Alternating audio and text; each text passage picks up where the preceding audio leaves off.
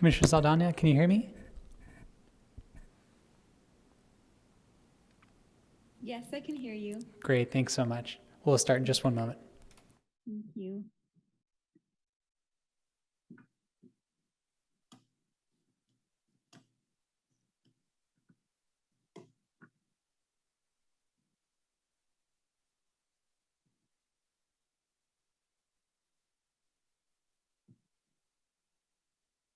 McDonald and Jane Hood should be joining. They have not joined the meeting yet. So we could conceivably get started because their item is a little bit later in the meeting. We did have a request before we get started that at the beginning of the meeting, one of the members of the public has asked if every commissioner could just introduce themselves. So just want to give you a heads up on that. So with that being said, we can kind of start the meeting and maybe go down the list. And if everyone just wants to briefly introduce themselves, that'd be great. Maybe start with Sochi. Hi, my name is Xochitl Reyes. I am Christy Jurgensen. I'm Bobby Case. Good evening, everyone. My name's Juan Reynoso. Hello, I'm Carolyn Clemens. Commissioner Down, would you mind introducing yourself? Good evening. My name is Amy Yaudon. Great, thank you. Commissioner Saldana? Hi, everyone. My name is Mariela Saldaña. Thank you very much. So first item is oral communication. Any members of the public who are attending via Zoom, do they wish to speak at this time? I see Georgine, no. Linda, no. Val, no. Okay. With that being the case, we'll move on to the approval of the September minutes. And just bearing in mind, since we're socially distanced, votes will just be done by hand, and also for our two commissioners who are joining us via Zoom. So just want to let you know that. I move to approve the minutes. Second. All in favor, please raise your hand. And motion approved, 7-0. Next, we have our public outreach, and joining us are Teresa Collins and Michael Thorne from the city's communications department, and they'll be providing an overview of a public outreach plan for the Redistricting Commission. Thank you, Zach, and good evening, commissioners, and thank you for this opportunity to come before you today and to kind of go over the plan that Zach shared with you in your last meeting. So as Zach had mentioned, we went out seeking quotes twice, and we're not successful, unfortunately. Anecdotally, we did get feedback that this is a very niche kind of outreach and a very popular time for that, and unfortunately, with our budget parameters, we didn't get responses. But the good news is we have a backup plan, and our small but mighty team is ready to serve our community in this way. So I should introduce myself. My name is Teresa Collins. I am the Deputy Director of Communications. And next to me is Michael Thorne. He is our Communications Officer and Social Media Manager. And we will lead this effort moving forward with you guys and the community and Zach. So we're just gonna kind of go over a little more detail. So of course the purpose of the outreach plan is to engage and encourage participation. We want to be sure that our residents know what the process is, bring awareness to why it's important, how they can utilize their voice and be part of the process as you move forward in the next steps. And we're gonna leverage some of our existing outreach materials and relationships to help kind of expand that network. And then, of course, keeping the goal of sharing all the information in both English and Spanish for our community. One thing that we will be coming back to often in this process is the Redistricting Commission's webpage. So part of what Michael and I will help this team and Zach's team accomplish is keeping this page up to date and current, and making it very clear by using both text and infographics and other methods of visual communication to make sure that people are understanding where we are in the process and what we're asking when we're asking for feedback and when you're soliciting the resident engagement, what exactly that looks like and all of the different ways that they can interact with that information. So this will change as we move through the process, because we will be, of course, just keeping the historical information there, but also keeping the top of the fold, the top of the page, the call to action, what you're asking the residents to do and how they can interact. We wanted to go over some of our existing communication tools. We recently, in the middle of a pandemic, also were tasked with doing some outreach around the census. And so we saw some success doing that through our existing and established communications channels that the city has worked really hard to both grow in numbers, but also in engagement. It's really important to our team that our social media especially is thoughtful and has purpose, and that the community finds it helpful. So I just wanted to kind of give you a peek into what our social media platforms look like. You'll see some examples. We got some really great, when we solicit the public's feedback, we find that we get great feedback. And most recently, we saw success in this around our fitness court outreach. If you haven't heard, we are ready actually on Saturday morning. We'll be doing the ribbon cutting for our second of 5 of our fitness courts. But what's really exciting about the next 2 fitness courts is they had a public art element, and we went out to the community and got a lot of great participation from a lot of talented residents, and then put it out to the community for their feedback. And from that feedback, we're able to select our winners. These are kind of the more, I would say, like fun engagement things, but we also see that when we're calling upon our community that they do like to interact in this way. So we have and you'll see all of our platforms are verified. We went through the process. It is tedious, but this helps us also have a trusted voice with the community, because as you know, anyone can throw up an Instagram, Twitter, Facebook handle and make it look like, that they are official. But we like to have that blue check to really show that this is us, and both in the kind of fun side of stuff and the important side of stuff, this is a trusted voice. You'll see another example of just our typical posts we do. One thing we found is that the community is really liking seeing our agendas ahead of time for meetings. It was something that we did not share in the past, but Michael recently, it's been a while now, probably over a year. But it's great because we get to see the back end analytics, to see that people are scrolling through and are looking at the topics, and especially as things become, some things are more important to other residents, but when they know their topic is coming, we see those getting shared. They're looking for people, hey, come with me to this meeting, this is important, kind of thing. So we also use Nextdoor. We use Nextdoor in 2 different ways. One, just for an example, if there is a water main break in a specific area of town, we have over 90 neighborhoods in Nextdoor, so we can target very specific messaging to those neighbors, or we can reach all of them. We have a municipal account, so we can interface with all of the residents who are subscribed to Nextdoor, and we found that that's a really great way also to share information in the hyper-local neighborhoods or at our community at large.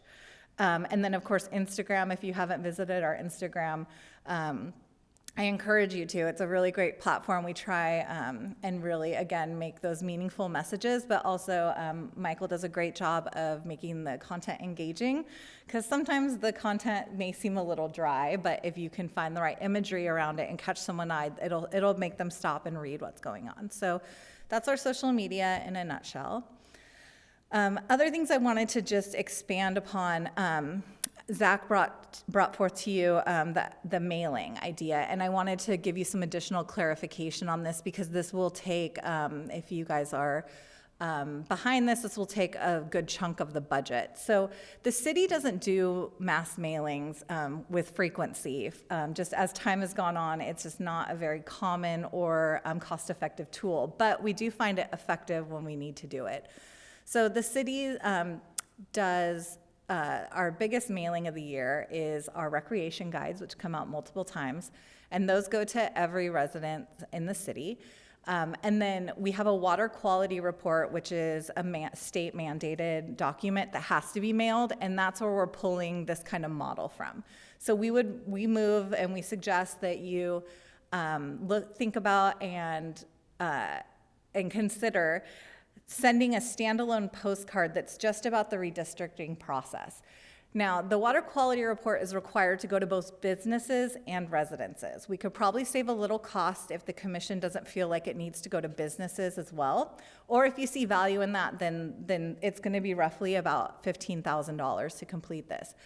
The good news is we can do all of the design work in-house. We have our in-house graphic design team that's very familiar with how to coordinate the mailings. There's specific parameters about bulk mail. But really what we're spending a bulk of that money on is postage. It's not cheap to mail, do these mailings, which is why we don't do them that often. But I think we can do a design in a way that people will pause, take a look at it. Again, direct them back to that website, which we're going to help fill with great content, and let them know what the opportunities are in the process. But it would be kind of a one-shot, that it would be comprehensive of all of the opportunities and what you're asking of them. To go with that, also, we have our monthly city newsletters, which Zach went over all of the different ones. We're giving you an example here, that blue header, excuse me. That blue header is our Economic Development Business Insight newsletter. It's geared towards businesses, but has a great readership. We also have our Neighborhood Services newsletter, the Park Avenue Community Center Post, and the Libraries newsletter. And then in conjunction with that, on a weekly level, Michael oversees the production and dissemination of our weekly activity report, which is our greatest resource in communicating with both our city council, our community leaders, the general public, and the media. It is our source of all of our news pitching for the week. It gives updates on long-term projects, short-term goals, police and fire, public safety statistics, business license information. It's very comprehensive. It lives on our website. It's updated each Thursday. And this kind of gives us also the opportunity to just kind of have a steady conversation week over week as projects are moving forward. In addition, we have our public access channel, which airs on Cox Communications Channel 19 and ATT Verse Channel 99. We have full control. We have a full broadcasting system just behind you. We basically have the equivalent of a television station. So we can create our own content. One idea that Michael brought that I think is a really great one is we can create little commercials that would air before the start of each council meeting, letting people know what the next opportunity is in the redistricting process. Because we can produce these in-house, they're very professional, but we can do them very quickly, especially just little, 30, 45-second snippets. And then also we fill our full station schedule, so we can also run those, as they're time sensitive. In addition, you kind of see that middle image. This is just kind of a concept design, but we will create in-house physical posters and displays that we can put up at the library, at the community center, at the sports park. We can discuss, out-of-the-box creative options too with our community partners who are willing to put up a poster or sign for us that would have the same QR code that links back to the website. And then another great asset we have, and this one we'd have to get real creative about, is we have the opportunity to utilize 3 of the digital billboards around town. The Westfield sign, the Arts Center's 2 digital signs, and the Lexus Center. The thing to keep in mind with these is people are viewing them in a moving vehicle often unless it's traffic time. So we try and be short and concise. This is an example we had in the early days of the pandemic. We kept the messaging really positive and just short and sweet. But I think with a good tagline and the city logo, people will at least pay attention and see what the message is. And it's just kind of one of those, it's not the end all be all, but it's great to have. And we have great partnerships to be able to swap that out. We do all of that artwork in-house as well.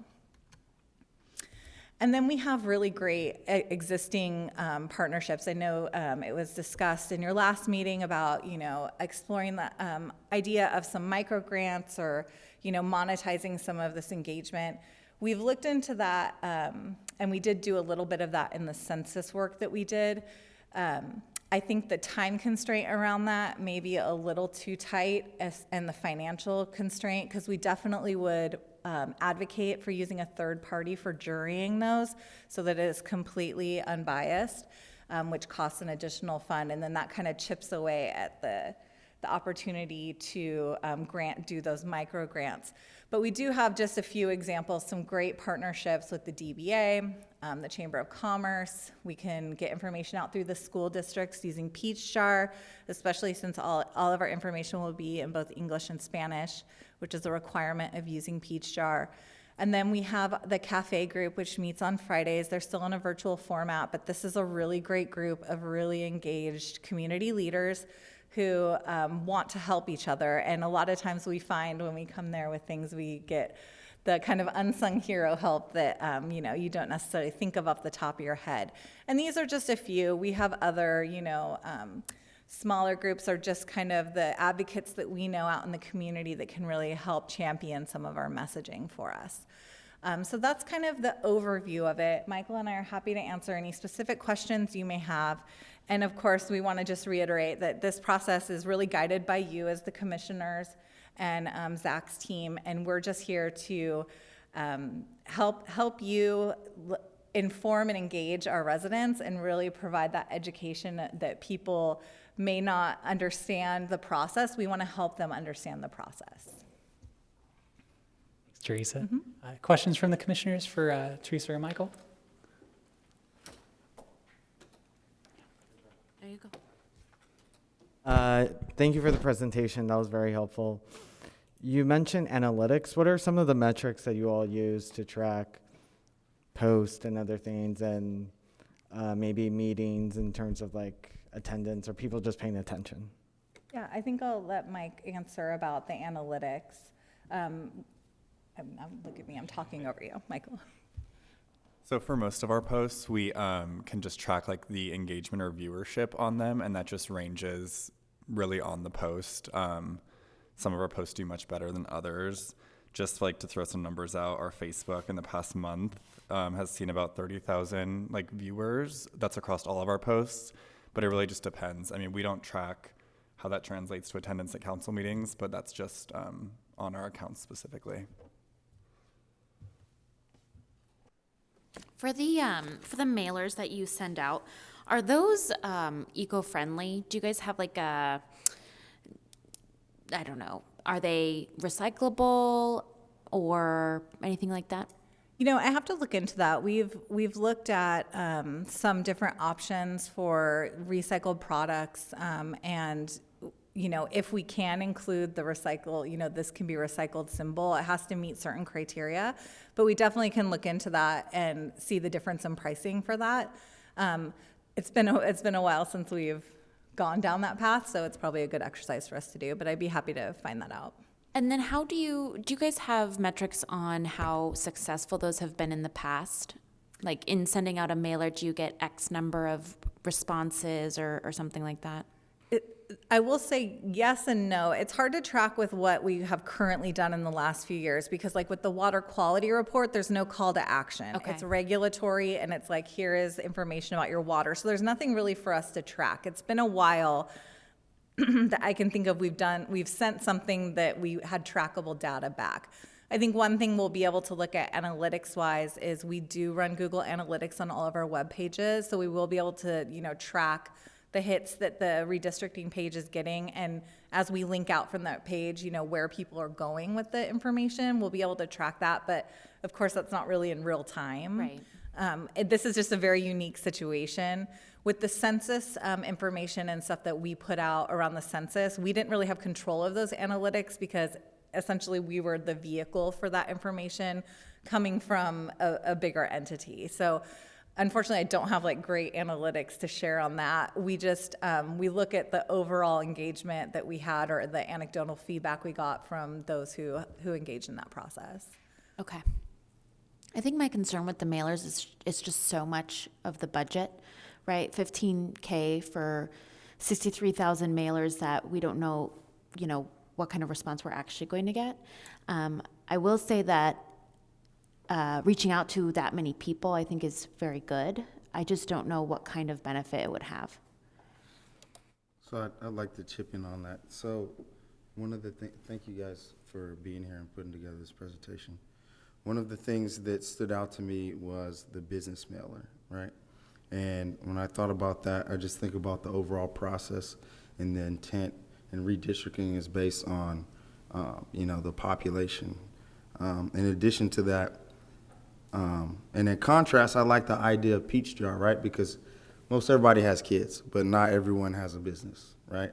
So my question is, if we omit the business mailers, like you said, we can tweak, how much money will we save potentially?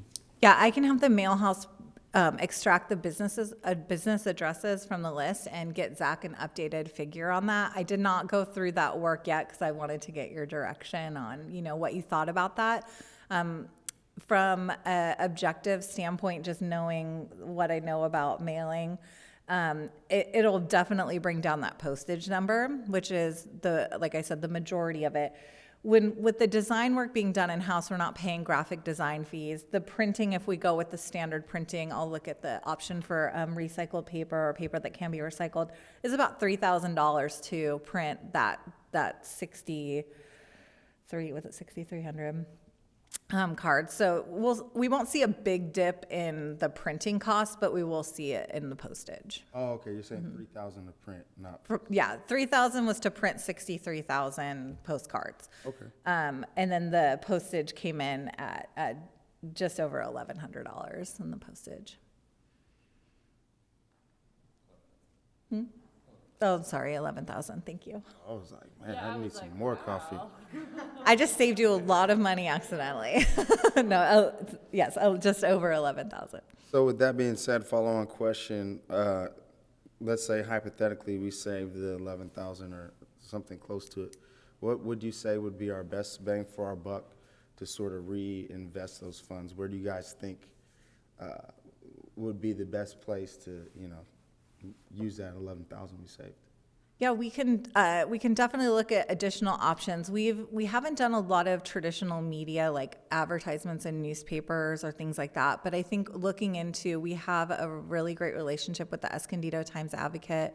We can look at purchasing some ad space there. We can look at beefing up the social media sponsored budget. We can target, our geographic region specifically doing that, and the more money we put in it, the more people that are going to see it in their feed. What we've found with the sponsored ads that we've done, what was the most recent one we did, Michael? We did the rec guide. Oh, the rec guide. So we wanted to push the rec guide out because it's kind of been in this like virtual format for the last year and a half, and we saw some great engagement around that. So we could definitely put more money towards the social media and or more money towards printed materials. One thing that we didn't budget for were like banners, large format banners. We could look into that as well. Okay. And then I have a couple more things, but I think you raised your hand. You had something to say? Oh, me? I did, but I can hold off. Okay. So, I will go. So thank you for bringing up the pieces on the budget, because I have over here on my different screen, there was an attachment on the budget pie chart that was shared ahead of time. And we're already hitting that 200K. And I know that we had mentioned last time about the potential of having food or childcare, or other engagement ideas that we come up along the way. So I would actually be open to the idea of only sending the mailers to residents as opposed to also businesses, so that we can have a little bit more wiggle room in case something comes up later on. and I'm glad that you brought up that point, because I think later in the agenda, we're going to talk about the budget and some of the stuff that you discussed, like I don't want to say social services, but like the follow-on stuff, like the childcare and the food, so that we can get max participation. Just a couple other questions and concerns for you guys. So in my mind, when I think about the role that you play in this process, one of the big things is location, right? So not everyone has access to some of the tools that we're using, like high-speed internet, social media, things like that. I think that we're getting better here in Escondido, and all over the world for that matter. So with that being said, I want to just get your guys' feedback on what do you think about like some of the more physical stuff, right? So this is sort of coming from a place of the consent decree. The consent decree is in place because a judge said that certain demographics in Escondido, their vote was being diluted based on the way that we were, conducting our elections, right? So how can we sort of tailor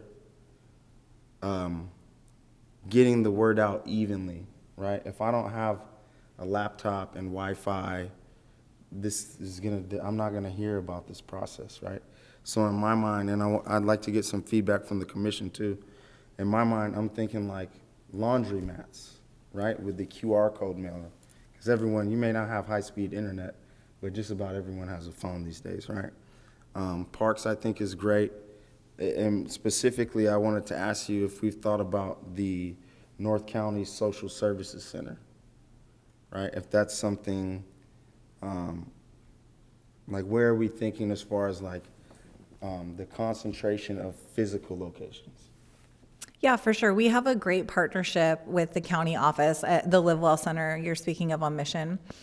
We have a great partnership with them. We definitely will get them both printed materials and posters to put up. I think the nice thing about, we're trying our best to hit everyone across our community. And I think the combination of traditional mail, social media, physical signs, leveraging these partnerships, the school outreach, we're kind of coming at it from a bunch of different angles. We definitely will print and distribute as many signs and posters as people want, as we will throw it out again to the cafe group. This is a really great diverse group that meets on Fridays, and we will bring, information to them to help put up, they have people from Graybill, the North County, did they just change their neighborhood healthcare? I think that's True Care. I'm sorry, what was that? Oh, I thought you were talking about North County Health Services. North County Health Service and neighborhood healthcare.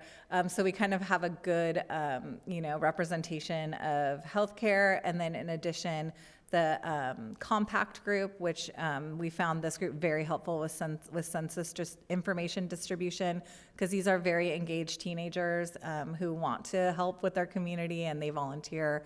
We have our recreation locations. We have our fitness courts too that we just spoke of that we can put signs up at. I mean, we will hit as many places as we physically can. And in addition, we'll provide you all with these same resources as you travel within your networks. We would ask for the help with distribution as well.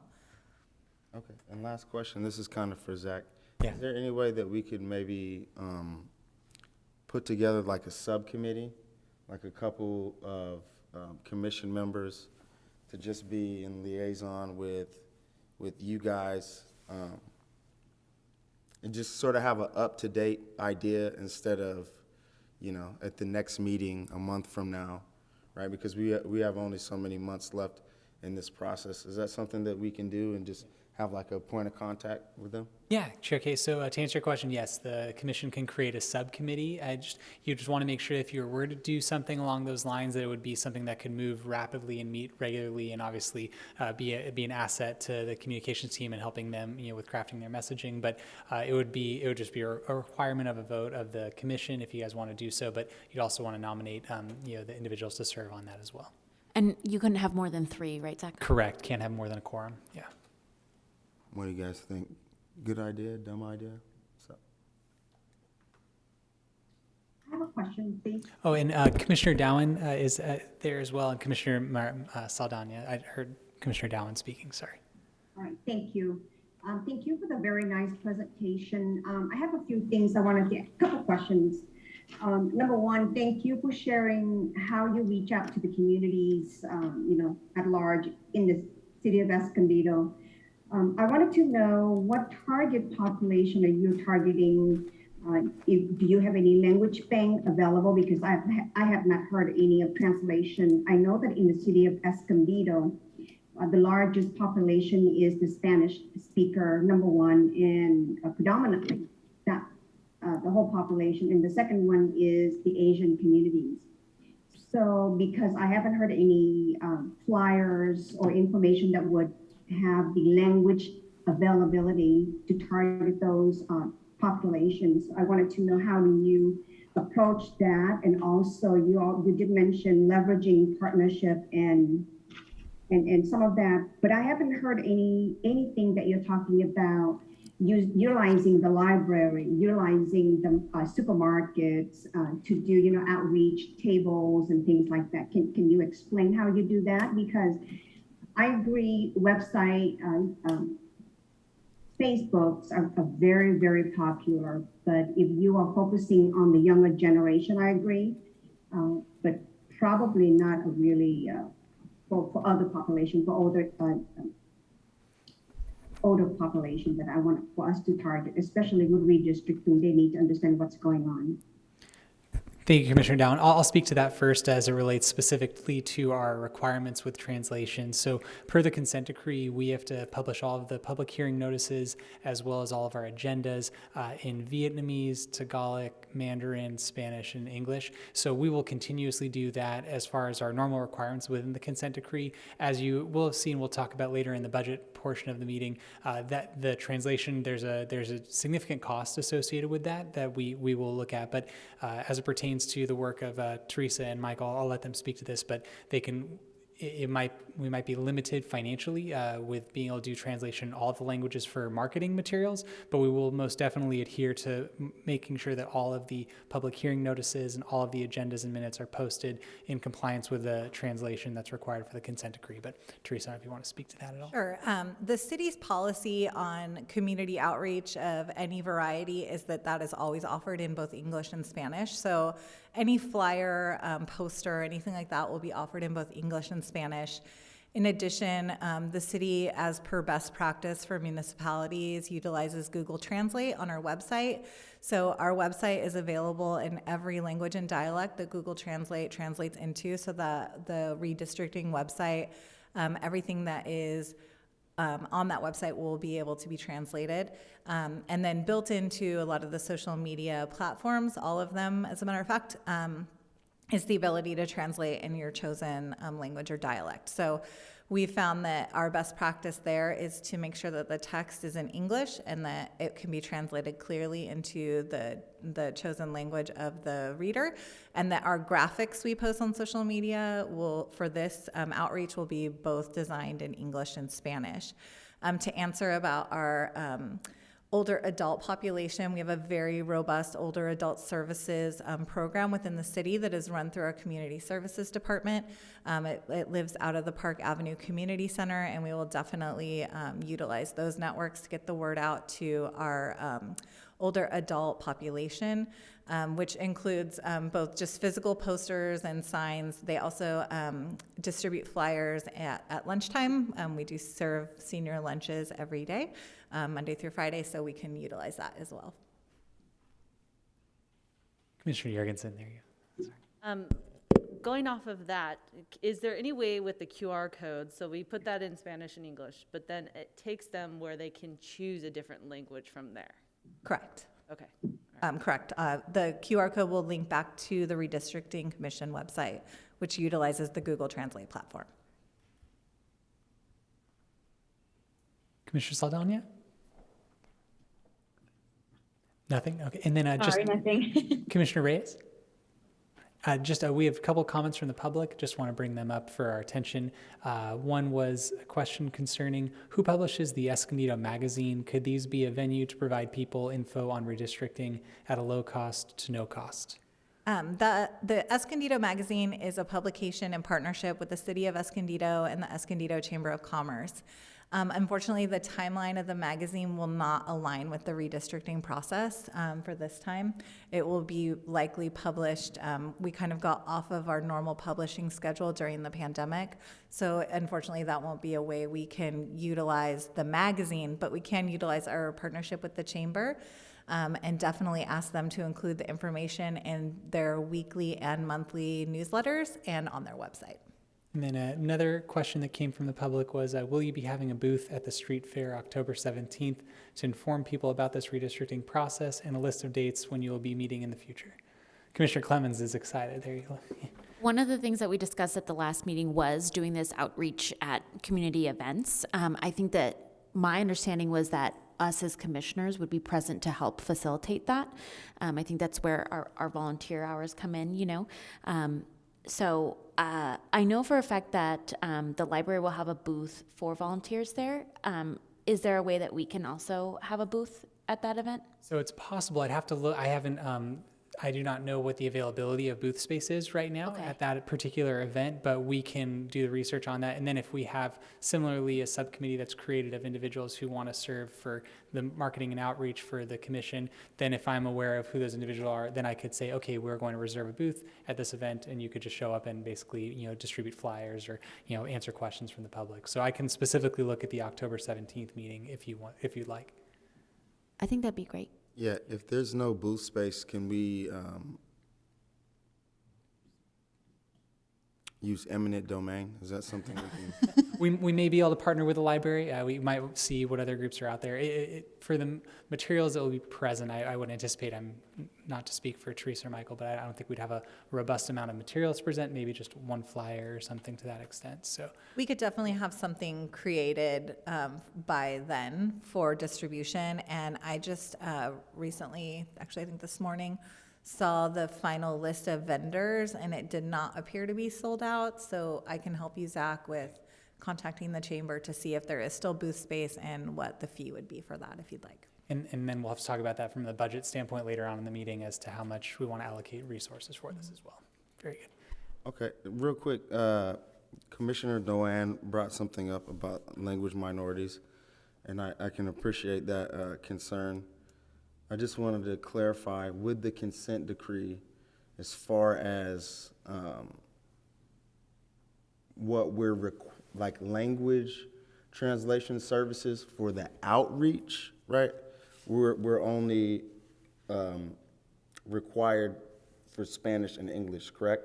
So- But the public notices, that's different, Yes. right? Because these are two different pieces. Yes. So I just want to make sure everybody's clear, and that, you know, it doesn't come up as a surprise. Correct. Okay. We received one more comment from the public. For physical posters, can we have more languages than English and Spanish? And for social media posts for the outreach. So that's just something that was brought up, as I believe Teresa already mentioned. For our public outreach, it's going to be English and Spanish. And then for the legal noticing requirements, it would be all 5 languages. So is there a way for you to propose different options for, say, mailers and then physical material in multiple languages, just so that we kind of have an idea of how that affects the budget, and then we can make an informed choice on what we are willing to proceed with? So, Yeah, I don't see that as an issue. We can definitely give you different options. As far as translating in languages outside of Spanish, I'd have to look to you, Zach, for that costing, because our team currently consists of, we as city staff have people on our team who are certified to translate into Spanish. So we will rely on them. So that is of no cost to us for this project. But if we look outside of Spanish, then we would have to look and probably use who you use and see what the pricing is for that.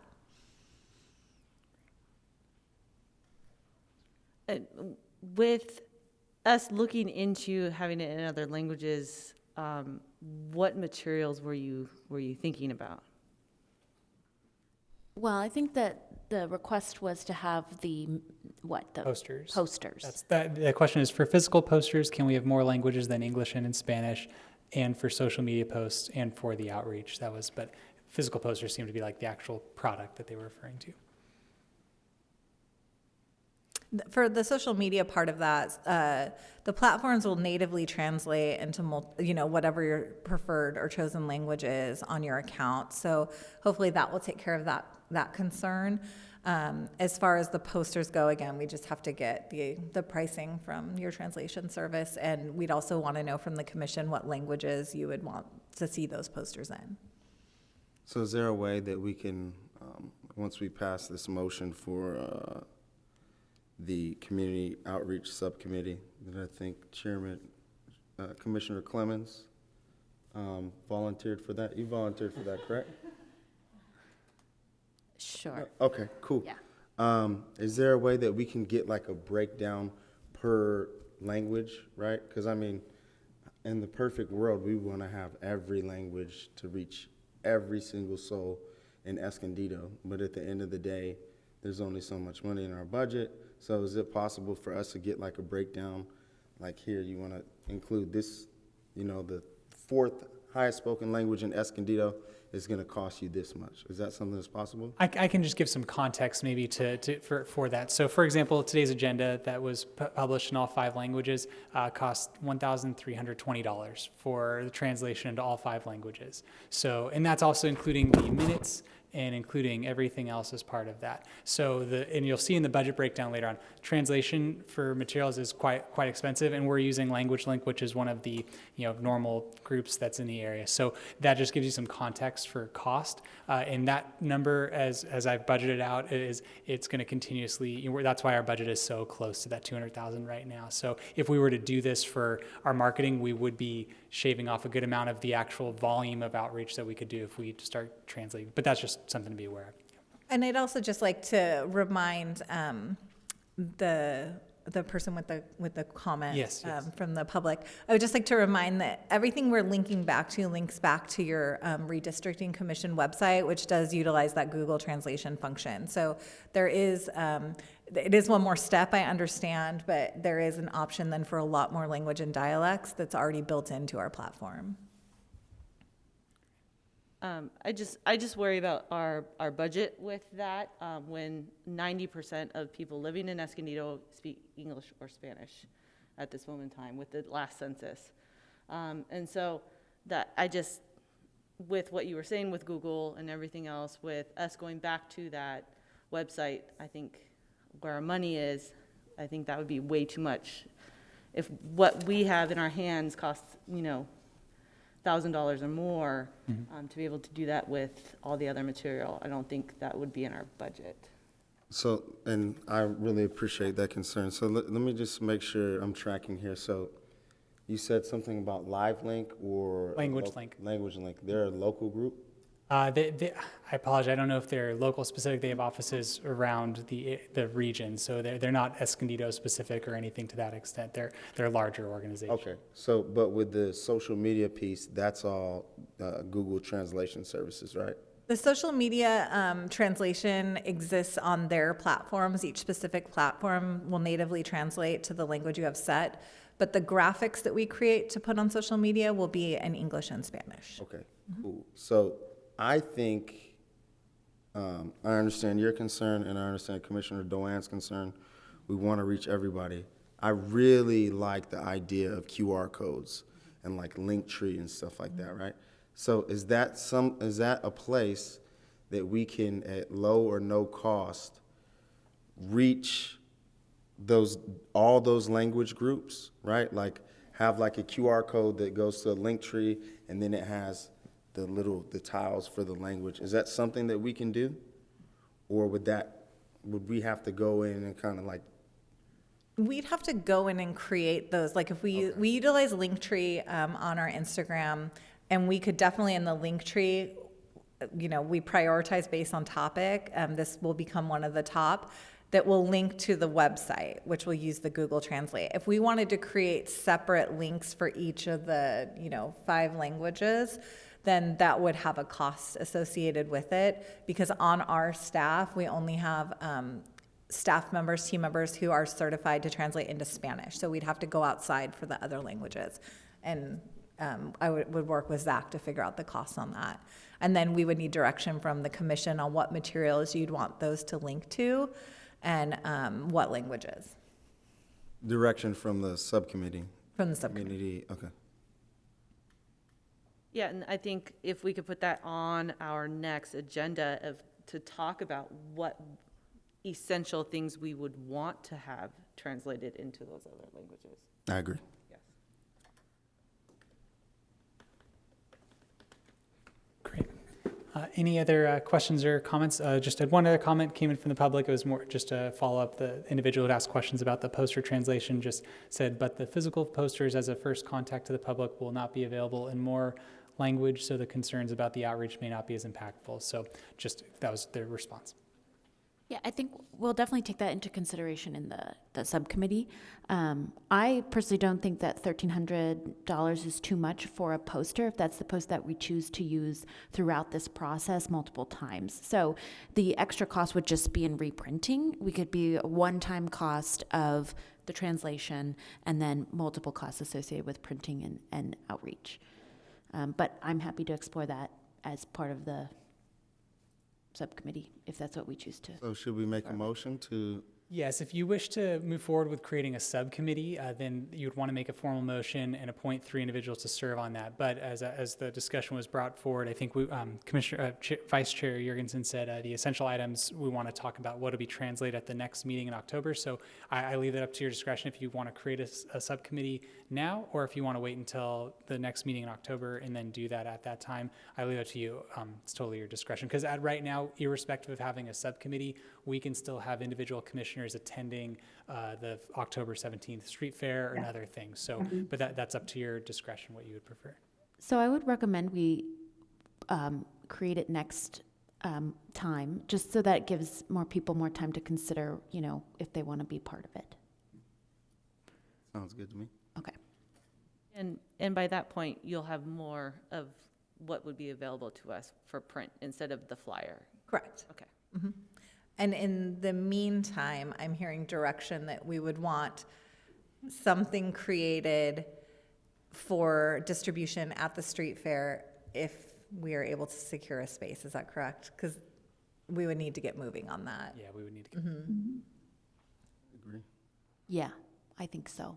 And then whatever you create, hopefully it's in a format that outlines what our schedule will be, what it'll look like, have the QR code. Hopefully it'll have something that advertises the fact that you can access it in multiple languages from our website. It's something that's already able to do. I'm wondering if on the website we can put like a how-to for people for how to access different languages through Google Translate. Is that something we might be able to put on our website? I'm sure there's something that Yeah, exists. we did that on our pandemic response website. At the very top of that page, we described how you could access that page in Perfect. multiple languages. That would be great if So we we could have add that language created already. Because then it just, shows them right up front, like, oh, hey, we'd love to communicate with you. This is how you can access it in the language of your choice. Okay, I think that's all I wanted to say. Yeah, and in addition for the street fair, do we have any maps from last time around that, large printed that were left over somewhere in some closet that we can use for the street fair? I have one. I have one in my Fantastic. we can pull together. I know I have one behind my door in my office, and if not, that is something that we can easily reprint in house if they're faded or. Oh, it doesn't matter to save money. Yeah. I have a question idea that hopefully is not budget related if we're done with this topic. Can I say something real quick? Okay. My question to you is this doable by the 17th? Creating a flyer in English and Spanish for distribution with the QR code, yes, that would be doable. Thank you. I needed to hear it directly from you. Thank you. But again, we would need to get moving quickly on that. So our team will work with Zach. I'm not sure because we haven't worked in this respect with the commission, how we'll do final approvals on copy and things like that. So we'll work out those details with Zach. Yeah, in that respect, if it's okay with the commission, since the timeline is tight, if you'd be okay with myself approving the copy on this particular item, the only reason I'd mention that is if we go another route, it could violate the Brown Act if I send it to you and then you're approving it, and then moving forward, a subcommittee and everyone else could proceed, and then the finished product could be displayed at the next meeting, depending upon what date that ends up being. And this will be, let me just kind of go back. It will likely be something very similar to what you see in the middle. It'll be very basic. We'll obviously have more text. This was just kind of an idea, but we'll prominently feature the QR code. and we will include directions on how to utilize the QR code. I'm sure most people are more familiar with them now, but we'll definitely make sure we include that. And then it will be available. The flyer will likely be two-sided, one side for English, one side for Spanish in this case. And Zach, we already voted to move forward with the city, right? Oh, okay, thank you. Yeah, the last meeting, correct. Great. So without any further discussion on this item, no other public comments? Oh, Commissioner, oh, sorry, yes. Go ahead, Commissioner. Okay, so this is taking us a lot of steps back, but a while ago you mentioned education compact and engage high school students and getting them engaged, and it kind of sparked an idea, and I feel like Vice Chair Jorgensen probably is much more of an expert in this than I am, so would love your thoughts on this. But what is your team's experience, or maybe the city's in general, with partnering with specific educational programs within high schools? So every high school has some sort of government civics class, and we have 1,000+ students who graduate every year. Could we get them engaged through this process in some way, even if it's just to show up for one of our workshops as a homework assignment? Every student could potentially bring in a parent or a family member, a +1, a +2, +3, and that would really make an impact in getting bodies in the room, getting ideas to flow. So, I mean, and it could be as simple as a simple invitation to government teachers in the district, but also maybe formalizing it in some way. Like volunteer hours? Absolutely. Aren't we having meetings at each of the high school comp sites? Yeah. Yeah. Okay, so that's where we would probably reach those students and those families and the teachers. But I kind of see where you're going. I feel like it's low-hanging fruit, right? And it involves the community. I think you could incentivize it with even like certificates of appreciation or something, right? I get it. I totally understand, but I think if there's a central point of focus, everyone has to go to school, and a lot of people have kids in schools, so why not really max that out? So yeah, and that would be the subcommittee's. Yeah, subcommittees. Yeah. Yeah, and on that note, if you'd like, the council has a subcommittee right now that exists between the schools and the city council. I sit on that committee to take the minutes, so I could conceivably reach out to the superintendents for this, the high school district and the school district to see if there's any sort of, partnerships or anything they want to do in this regard as well. So, we have a direct line of communication with them open if you'd like.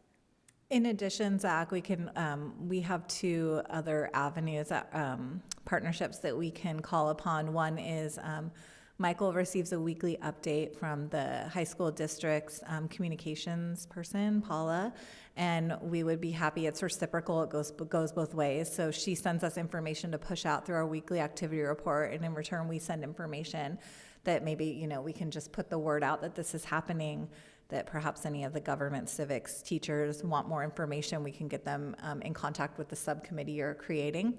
And then additionally, our relationship with the Chamber of Commerce, they have a really great Rising Star program that works through the school district as well.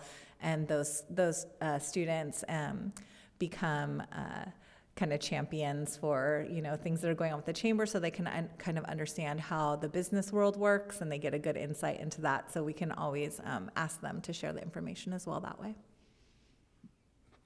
Thank you. One last comment from the public was just good to reach out to the churches in the area as well. So that's just something, someone else put that out there, so we can consider that. But without any further discussion on this topic, we can shift over to the census data. Thank you, Teresa. Thank you, Michael, so much. Thank you both so Karen much. McDonald is here. Actually, I have some. Oh, yes. This is more for the commission and members of the public. Oh, but I do have something for you. So are we on the same page with no business mailers? The business, right? Yeah. Yeah. So I think what we'd like to see is just a breakdown, right? And you can include business in there and then what it is without. So it's it'll be like a list of things we can choose from, I think. Got it. Okay. And then the last thing before we move on, I just wanted to correct myself from our last meeting. I misspoke. I believe the term I used was a presumptive conflict of interest, right? I misspoke. It wasn't a conflict of interest, actual or even potential. What I was trying to convey was the appearance of something, not untoward, but, my concern was we're a private body, we're given funds and a task, and we turn around and give it right back to, the city, government, whatever. Some people might feel a certain type of way about that. But at the same time, we did put out a RFP. The language in the election code is a good faith effort. We did that. All you can do is put a bait and hook out there. If they don't bite, they don't bite. So, I just wanted to bring that up to you guys and let you know that I stand corrected. And just to speak one quick point on that too, just so it's clear for everyone listening as well, is you're not necessarily paying the city for this service. What you're paying for is the hard costs of the materials and the assets that we will create. So the printing, the social media sponsor posts, the mailings, things like that. So this is, we just have worked this into our general day-to-day work, just like we did with the census, for example, where this just becomes, part of our scope of work that we do in our day-to-day as city staff. Awesome. Thank you. Thanks so much. Thanks, Zach. Thank you for having us. Now I'll turn it over to Dr. Karen McDonald. She should have some census data to share with us as the official data has been released. Karen, great to see you. Hello, good evening, everybody. It's great to see all of you. Thank you for inviting me, for being here. I was actually not completely sure what your expectations for this presentation were for tonight. I was invited to give you an update about census data, and I'm happy to do that. So on last Monday, actually, exactly a week ago, the statewide database, which is the redistricting database for the state of California, released the official redistricting database for the state of California. And that included a census data set that was adjusted by moving persons that are in the California state system, as well as certain other persons, basically by removing them from the reallocating most of them throughout the state of California. And so that particular process was completed, the data were released, and those data are now available on the statewide database website. There was a small update to that data set today. There were some rounding issues that were resolved because there was some user confusion, and also there was an updated citizen voting age population data set released. So those data actually just came out this afternoon. And the total population for Escondido is now not, for redistricting purposes, is not what you will find on Google. And this will be something that you may get questions on from the public, because Google currently says that the 2020 population for Escondido is 151,038 persons that were enumerated by the census. So, and it actually says very helpfully that this is the number that's from the 2020 census. And of course, most people don't know that for redistricting, that number is going to be different because of that reallocation process.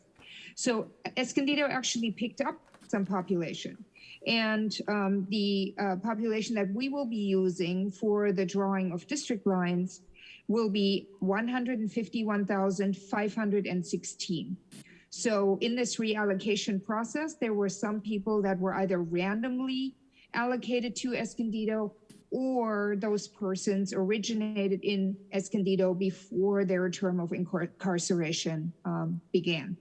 So picked up a few more people here, and some of your neighboring jurisdictions actually lost some people. So it's, it's just one of those things that will require a little bit of explanations. And the ideal population, you will recall that what you do is you take the the total population of the jurisdiction, and then you divide it by the number of districts. So the ideal population for Escondido is going to be 37,879.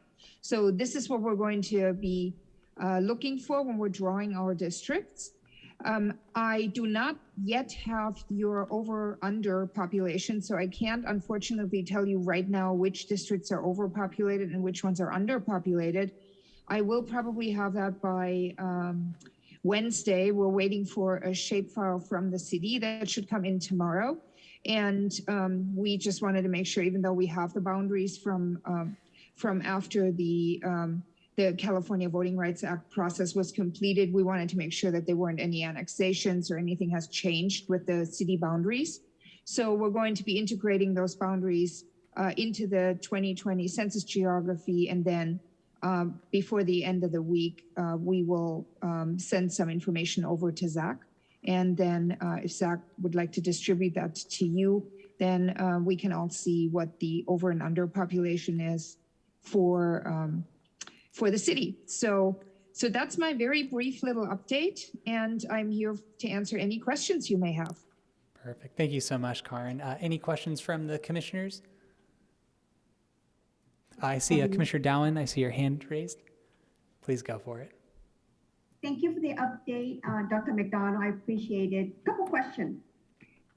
You said that the approximate total number per district is about 38,000, correct? And that's counting the incarcerated, everything, total everything per district.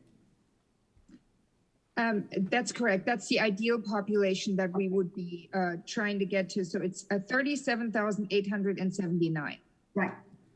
Okay. The other question I had was that how do you determine in that population per district would the minority, the languages being distributed equally? And that is my most concern.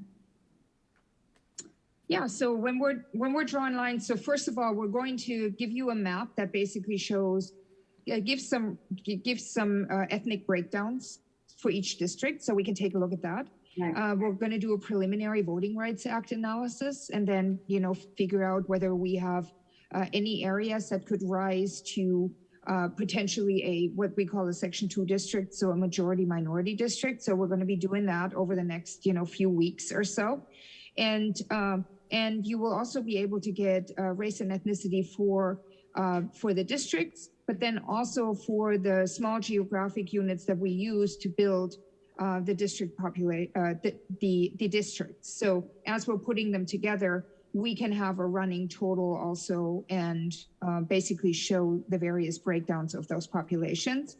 And then whatever is not in the census data or actually in the census data set can be merged in, and we can take a look at additional data also.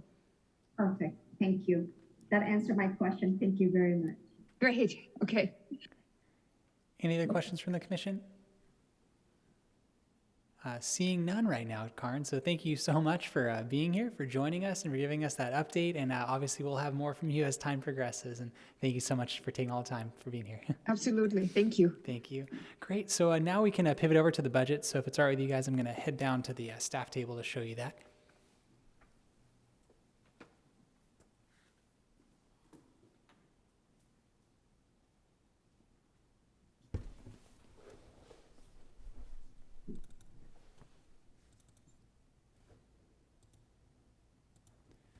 All right.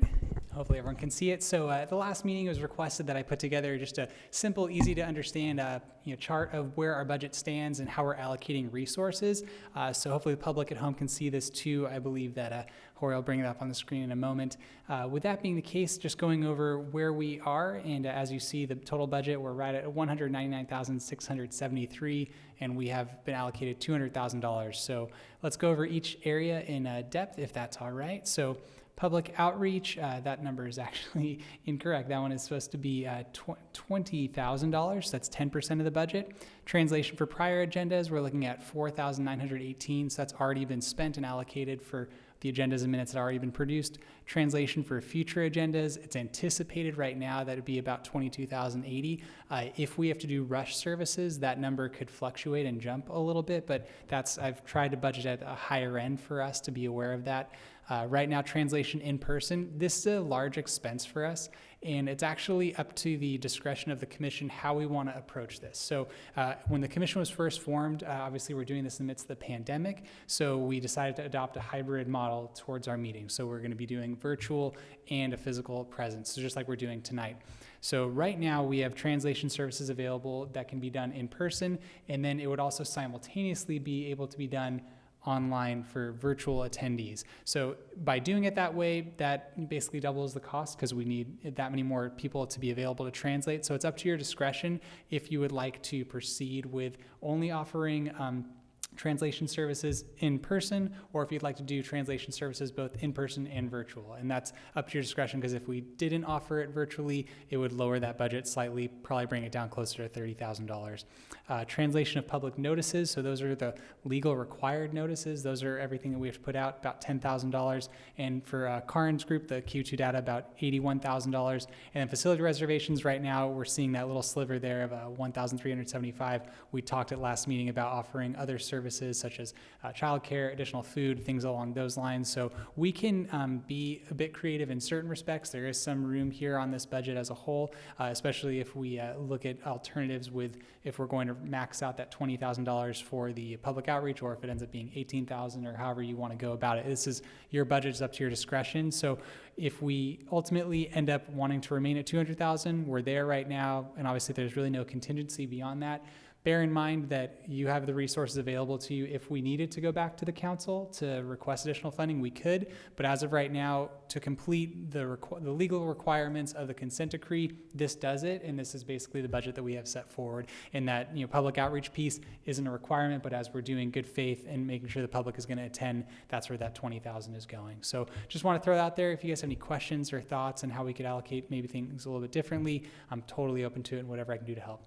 Chair Case. So two things. You said there was a amount of money that we can save in the translation for virtual services, right? Yeah, so if this little piece right here, the 30%, that's $60,300 right now, that would be a contract that we would have that's not to exceed that amount from the translation services organization. And then if we do virtual, it basically doubles the cost, because we will have to have multiple people here to translate in person physically, but then those people would not be translating for people participating via Zoom. We'd have a total separate Zoom room that people would actually be offering that in. So it would basically, it doubles the number of translators that we have available at each meeting, if that makes sense. Okay.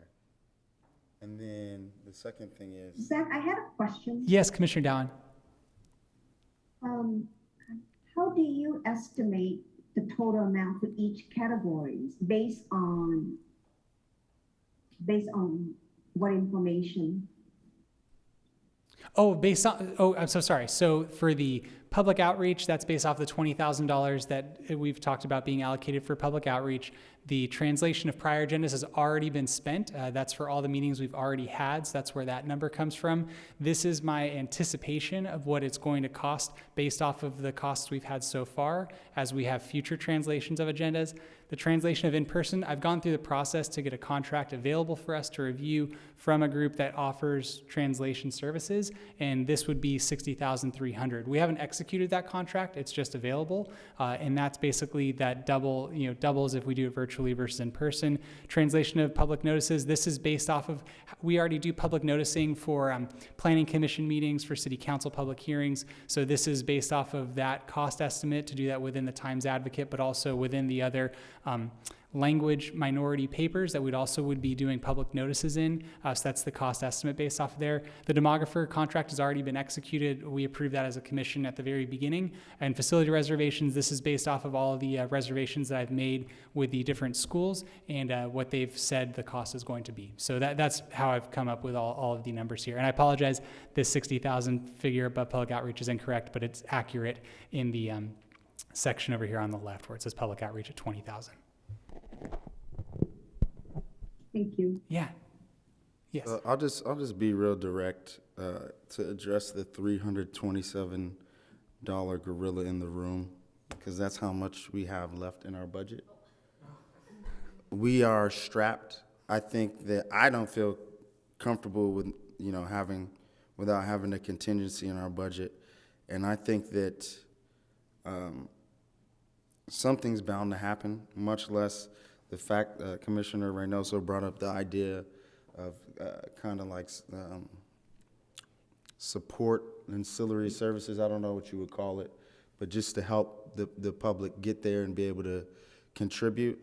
So in my opinion, I think that it's our responsibility to go back to City Council and ask for an increase in the budget. I don't know how the rest of the commission feels. And if we come to an accord with that, I'm just interested to what we think the appropriate amount to ask for would be.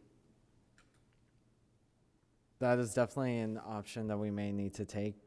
Before we go down that route, I'm curious, I want to get a bit more information.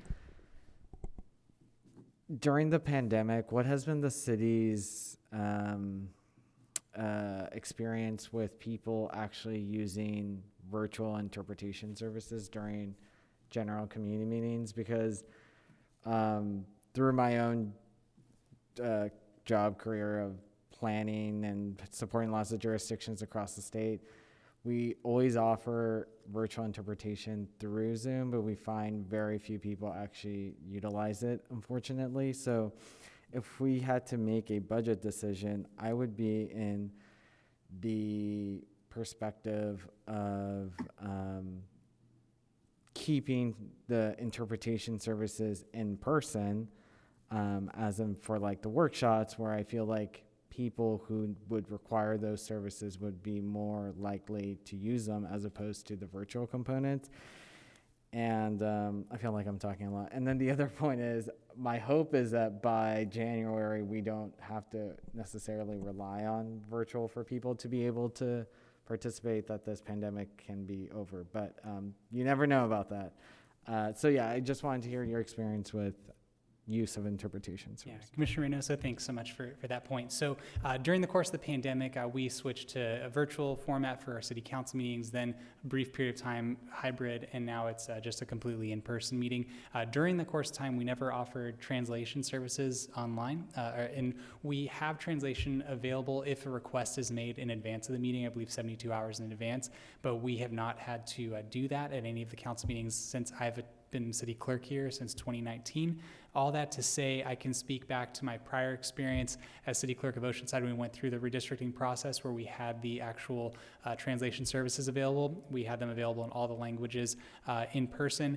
We had translators available, but no one used them. Generally, they would bring a family member or a friend who would translate for them, but that was just up to their own discretion. We legally are required to have a translator at the in-person meetings. The virtual meetings, I haven't personally had any experience with that, and I can't speak to any other meetings that the city has conducted where there has been that offered as a possibility. So you just mentioned right now that for the city council meetings, if someone requests them ahead of time, so if we do the same thing for our workshops in January and February, and those services aren't requested, does that mean we may end up having a 20 to 30,000 left over from that contract with the interpretation services agency that we could have otherwise used for something else? So great question. To answer that question, two different things. City Council, I apologize, that because they aren't governed by the consent decree, whereas the Redistricting Commission is, we do not have that luxury of being able to require that someone requests 72 hours in advance to be able to receive translation. For the virtual component. For the virtual component, we could integrate that into it. The consent decree does not specify virtual translation. We just have to provide translation services at the public hearings themselves. So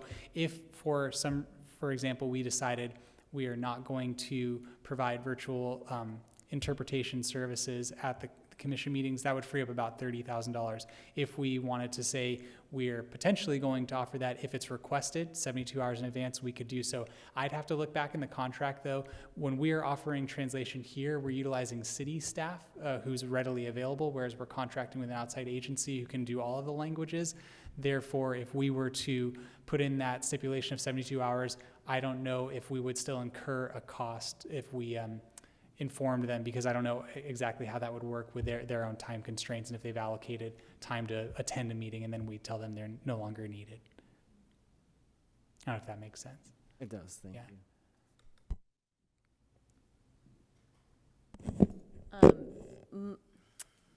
How do I say it? So my wondering is, if we have them in strategic meetings, that we have both of them, but maybe not every meeting for the online. That would be the, like, my wondering with that is if we offered it in certain meetings, but maybe not all, but then does that make it fair by not having it every single time? If we specify that this specific meeting will be both virtual and in person, and the virtual one will offer translation services. That would be another option, right? So specify the date, and then if people want to attend virtually, then they have translation services available. I've got a novel idea. What if we provided translation services for the virtual component, right? But then, like how we have this here, basically, so for the virtual component, it's going to be text, right? The translation? No, it's an actual audio. Oh, okay. Yeah, so it's someone in a separate Zoom room who's speaking into that room and translating. So it's a very engaged process. Well, what about, because I don't know, I'm just, thinking outside of the box. What if we had, I don't know, I'll let that crystallize. But I feel like there's potential to like double, if you can take that population that needs translation services that are here, why can't we retain someone to do the translation services online and then do a broadcast of that translation services on site, but in it, like, in that room to where it's not. Does that make sense? Totally makes sense. Chair Case, to speak to that specifically, though, the only downside with that is that because we're meeting at various locations with certain technological limitations at various schools and community centers, we could see if that's possible, but I would foresee there being some potential logistical challenges, because then we might have to reserve additional rooms, which would also increase the cost. So, I can explore that, but that would be my only thought on that. That makes sense. I was just thinking here, but now that you say that, that's too dynamic. What if we were to, building off of all three of these ideas, if we were to, select one or two, three or four, whatever number of meetings where there will be translation services interpretation services available in Spanish, and the other three, Mandarin, Tagalog, Vietnamese, and we were to record the interpreters and then post those on YouTube and then share them with our comms department, have them blast those out so that we can at least have the presentations of these workshops recorded in those languages, and we only have to pay once instead of 9 or whatever number of times.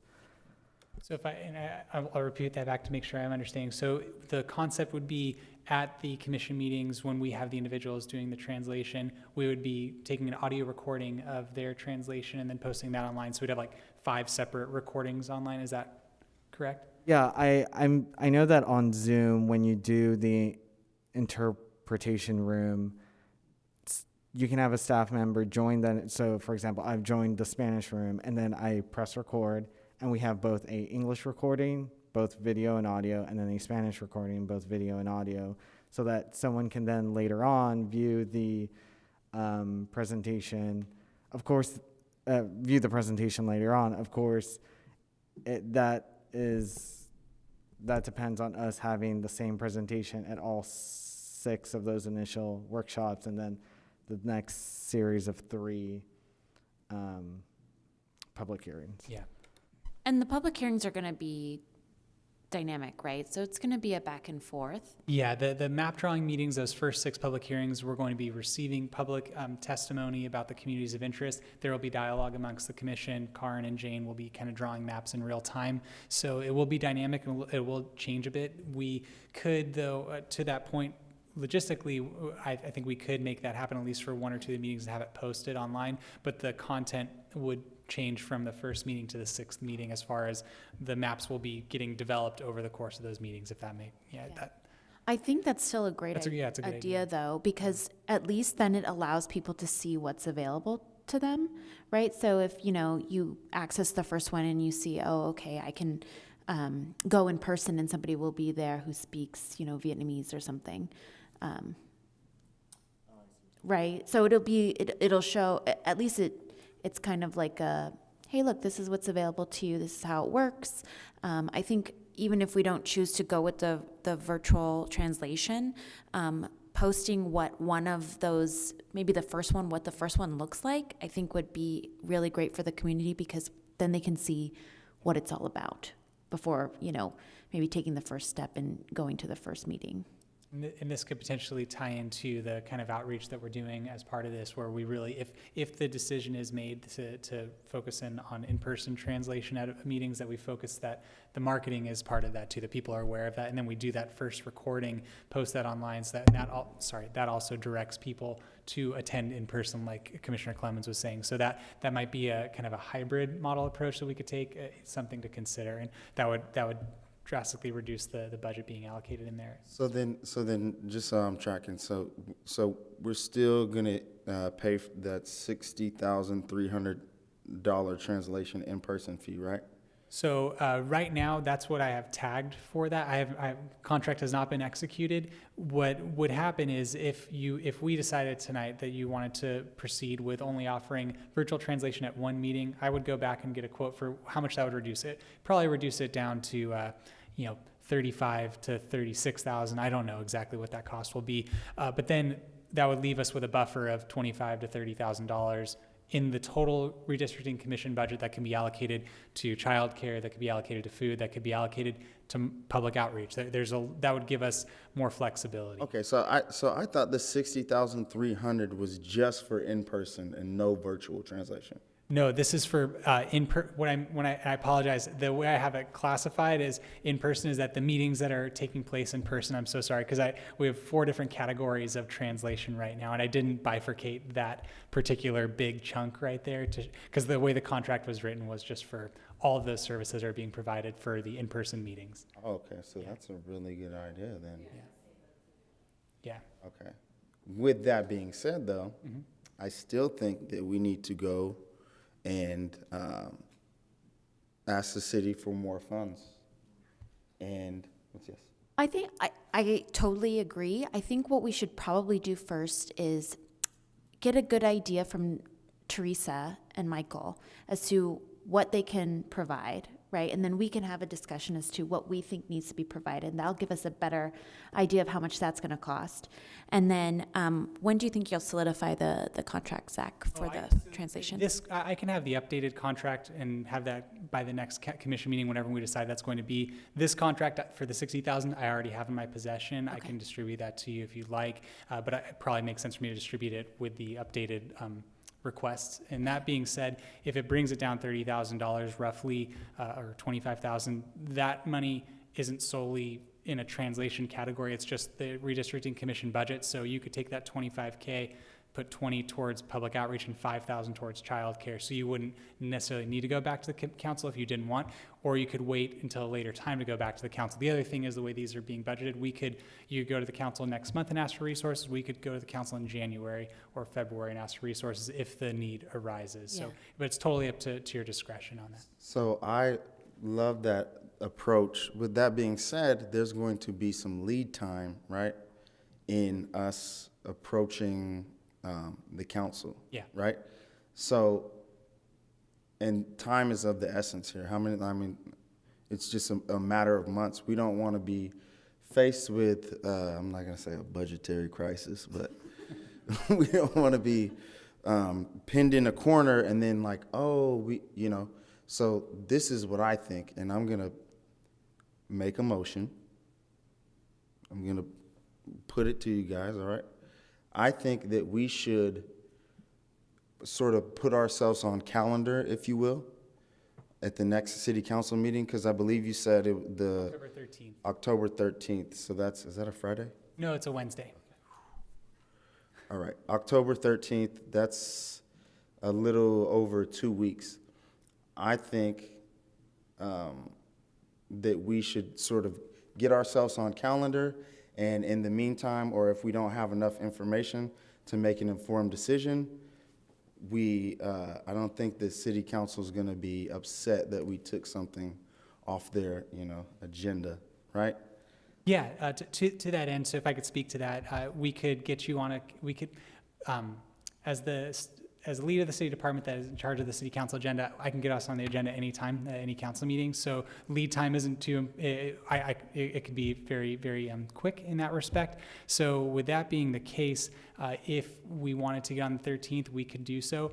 It might behoove us to wait until our next commission meeting and after we've heard from Teresa and Michael, and then what budget we're looking at for the in-person, because we might end up seeing that we have X amount left over, and then we could go on the 27th or anything. And I guess the only reason I would say that the urgency might not necessarily be there at this moment is because of how quickly we can get onto the council agenda, but also the bills aren't coming due yet on all of this as well. So right now, this pot of money that we have, the 200,000, can be allocated accordingly, and we're not paying for the translation of those future agendas, that $22,000, until January and in February. So right now, we're not cash strapped at this moment in time, if that makes sense. Right, so I guess what I'm saying is that you can get us on the agenda at any time, but they only meet, monthly?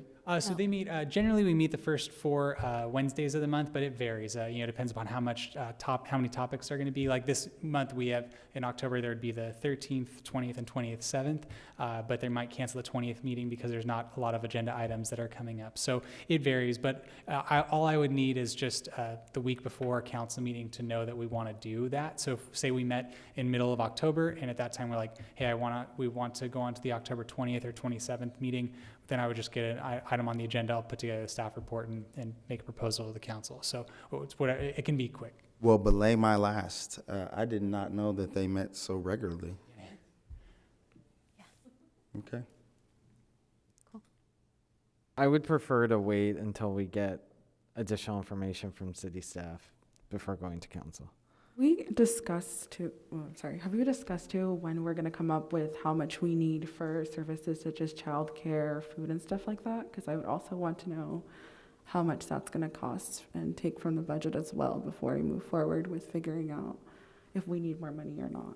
Great question. So that's where I wanted to receive some direction tonight. If we, as a commission, want to proceed with having childcare and food, I was already budgeting for food allocation. I kind of built that into the reservations, but it depends on how robust we want that to be. I was thinking more snacks, but if we're meeting at 6 p.m., if it's more of like an actual dinner, then with COVID protocols, how does that work? There's some logistics that we have to think about, with all of this, and then we're meeting at offsite locations, so there's variables that are outside of our control.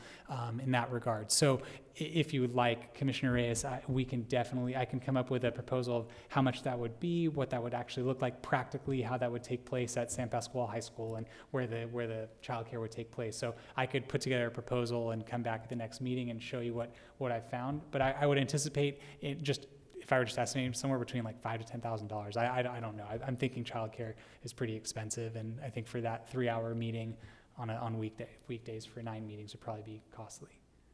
Yeah. That would be super helpful just to have that, and so we don't, think that we don't have enough for it or that we need more for it. Yeah. So yeah, that would be helpful. Thank you. Yeah, thank you. Great idea, Zach. Okay, perfect. And just to echo that so that we're on the record, I have a crystal ball, and it says that we're going to need more money. Okay? So just so we're clear, and I know that it seems like we're not ready to make a motion yet on the subcommittee. So with that being said, those that are, seem to be passionate and taking the lead on the issue, if they could just start thinking about these things, and having not anything written down, but sort of a template, a baseline, just throwing that out there. I just wanted to check to see if commissioners on the Zoom had any comments before we move on.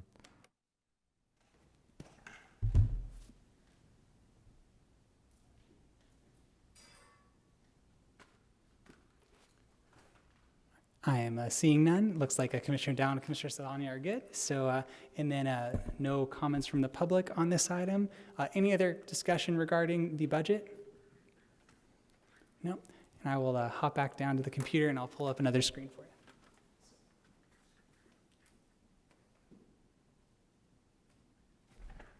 So our next item is just a quick review of what other cities and counties and state are doing relative to redistricting. So I just pulled up their websites, and I just want this for public view and also for your view, but to kind of get an idea of what they have going on. Every group is a little different, and for clarification purposes for the public and for those who are watching right now, the state and the county requirements for redistricting, their timeline is different than the City of Escondido's redistricting timeline because they have primary elections where we do not. We only have general elections for City of Escondido, city council seats, and the mayoral seat. Therefore, their deadline to submit their maps is actually the middle of December, December 15th, whereas ours is April 15th. So our deadline is extended significantly in comparison to them. So all of these different groups, the state, county, and city of San Diego, as well as city of Chula Vista, all of their redistricting commissions are under a tight timeline. And because, as Dr. McDonald referred to previously, the census data has been released, now they're in the thick of it where they're having their public hearings and public meetings, much like we will be doing in January and February. So just to get a quick look, and they have different requirements for languages because the different size of their population and all of that stuff, but just kind of get an idea, this is the We Draw the Lines .ca.gov website, and this is for the state of California. So if you're thinking about this, state assembly seats, state senate seats, congressional seats, this is one that you're going to see happening here. They have, the individuals who are serving on the commission. They have information about. They give the commissioner bios. This is something we don't have on the commission on our website right now. Actually, we thought I might bring that up as a point where, if you'd like, I could include bios. I have your names on our website, but something to consider if you'd like. We can include biographies as well. Oh, thank you. Yeah, no, sounds good. They do their meetings agendas, so it's very similar. Meeting videos, ours, we have meeting videos, and really, as far as engagement, they're going to have a couple of different tools available. Let me find that. I'm so sorry. Oh, that was on the county. Let me just quickly shift over to the county's website. Similar in this respect, they're a little more robust, and it's a little clearer to understand what's happening just visually in comparison to the state. So like they show where their pre-mapping public hearings are happening, who the commissioners are, community building tool. As Michael and Teresa mentioned, they're gonna kind of help us build out our redistricting page to be a bit more robust. We have all the information there, but it could be better with infographics and things along those lines that make it really clear for people. The other element is the community builder tool, so I'll just pull this up. So you can go on here and actually start building the maps. We're gonna have the same thing on our website, so that's something that Karin and her team have put together for us. Going over to, let me see, the City of San Diego, they have their own redistricting commission. Just shows, different information, got the agendas on the sideline, talks a little about the duties and functions, where you can map the districts. They have an interactive tool as well. So there's a lot going on, a lot of information, and just to kind of get an idea of what they have with their particular approach. And then when we go to Chula Vista, they actually do have primary elections because they're a big city relative to us. They're over 250,000 individuals. So their information is right here, different format than the others, but the information is still good, and they have all on the side here, like agenda packets, minutes, meeting audio and video. So just kind of wanted to give you guys an overview of that and just to show where they are at, and also why it's good that we're having our meetings in January and February, so we're not getting lost in the sea of all of these different meetings that are happening right now. So any questions or thoughts or anything like that? I might shift back over to the Zoom to see if there's any questions from the public, so feel free to shoot any questions you might have. Are all of these, so the state, the county, and then Chula Vista as well, and City of San Diego, are they independent as well? Yes, those are all independent redistricting commissions. Was that a state law? So for those ones, I apologize, I wouldn't be able to answer accurately I do not know, but the difference being though, for most municipalities throughout the state of California, they do not have like a formal independent redistricting commission. It varies. For example, the city of Escondido was sued back in 2013. That prompted the redistricting commission. I'm not sure if that is the same stipulation for the city of San Diego or Chula Vista, but there are requirements by having a commission as opposed to just having a designated city staff member who's in charge of it, like most municipalities do. Okay. Yeah, I think I did that Common Cause training. There was only about 15 or so jurisdictions that have independent redistricting commissions, so go Escondido. I just wanted to add, or just highlight that I particularly like, going back to our conversation from earlier about translation, how the state's website has these languages just so easily right at the front in the native languages, so you can just easily click instead of having to use the Google Translate feature at the top right that's kind of disappears into most websites. So I thought that works really well. Unfortunately, Teresa and her team aren't here right now to listen to this, but I'm sure they'll listen to this later. And then I think the County of San Diego's website is great. It's really well laid out. Just visually in terms of colors or icons and graphics, so people can easily find things. And I am definitely in favor of having some sort of community builder tool for people to play around with online. I really like that invite a commissioner to speak. I think that is a good way for individual groups to request us to go. It'd be really good for outreach. Great idea.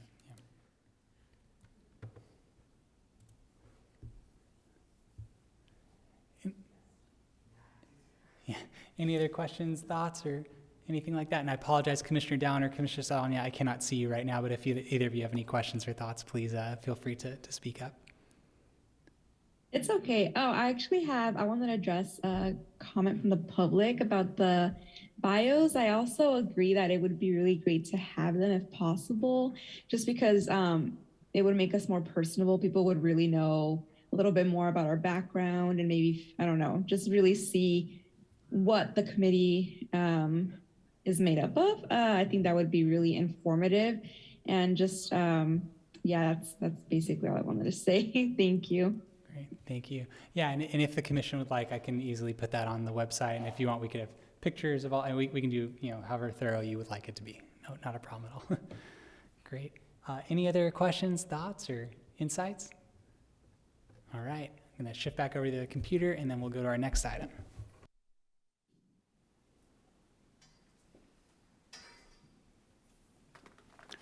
All right, so future agenda items. As of right now, my understanding is we're going to have Teresa and Mike back for a presentation on the communications approach. I will plan on having Karin back for additional comment related to census data. I will put together a proposal for childcare and see what the virtual translation reducing that out of the budget, what that would actually bring our budget to. Are there any other items that you would like? And then the creation of a subcommittee for the public outreach. Anything else that you would like placed on the next meeting's agenda? No? Anything, Commissioner Saldana or Down? No? All right, now the fun part about the future agenda is now we get to come up with when our next meeting date is going to be. So we can kind of take a look at our calendars, if you wouldn't mind, looking at your phones, and we can find a time that works well for everyone. And bearing in mind that these meetings that are happening prior to the public hearings, we're starting them at 5 o'clock, but then the public hearings in January, those are starting at 6. The group agreed to that a while ago, so also for the public's edification, wanted to let you know that. In October, I think it would be wise for us to at least meet once a month moving forward until January, October, November, and December, and we can obviously meet more if you would like. But in the month of October, is there a specific Monday or any date that would work best? Let me just pull up. What date is the street fair again? That was the 17th, if I'm not mistaken. So the Saturday? It's a Sunday. Sunday? Okay.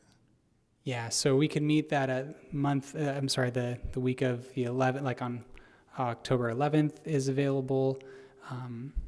October 18th would be follow-up after that, so it'd be after after that meeting takes place. There is a council meeting scheduled currently for the 20th and the 27th. So if we wanted to come to the council with any budgetary requests, we would need to make that decision beforehand. But yeah, so I think the October 11th, October 18th would probably be your two best ones. If it's the meeting on the 25th, I wouldn't be able to have an item placed on the 27th agenda because the agenda will have already been posted for the council the week before. So whatever you prefer. So Zach, the 11th is Indigenous Peoples' Day. Hmm. Does the city observe that? I don't believe so. Okay, cool. Yeah, Okay, I don't just believe make City Hall will be closed that day.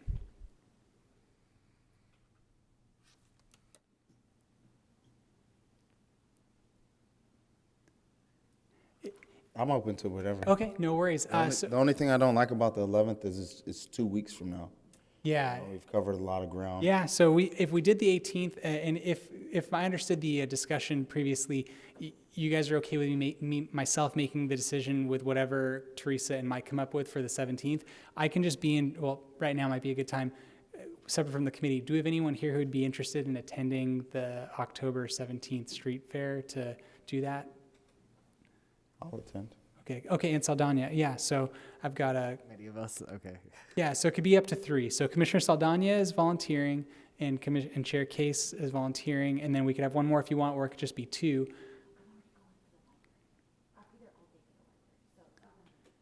I can be the third. Okay, so Commissioner Reynoso, so perfect. So then what I'll do is I'll work on getting that reserved, and then having the 3 of you attending that, and making sure it's very smooth and easy for you guys. So all that to say that then we don't need to meet before the 17th. So we could meet on the 18th, or we can meet even if you wanted to go a month out and go on the 25th, and then the next meeting in November is, I believe, November 3rd. Actually, let me pull it up. It would be November 10th would be our next council meeting. So there's some options.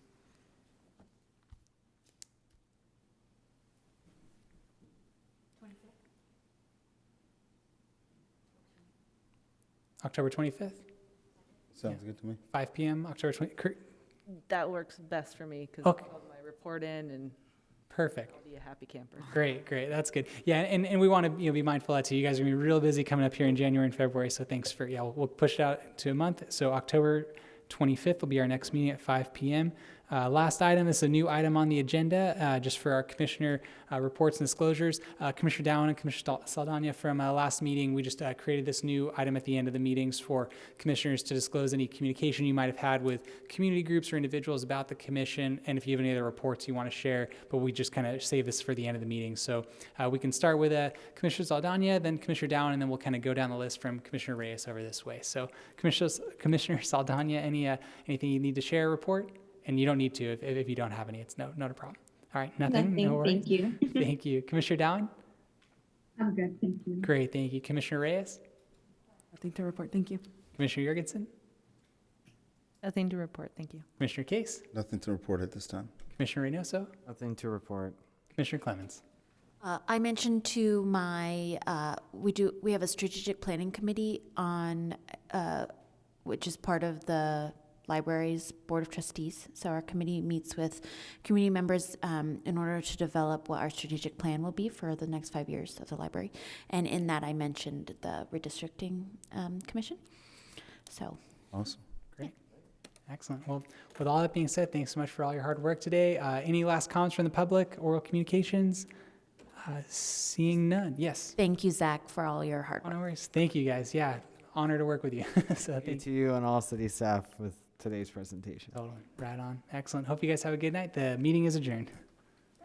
Right on. Thank you.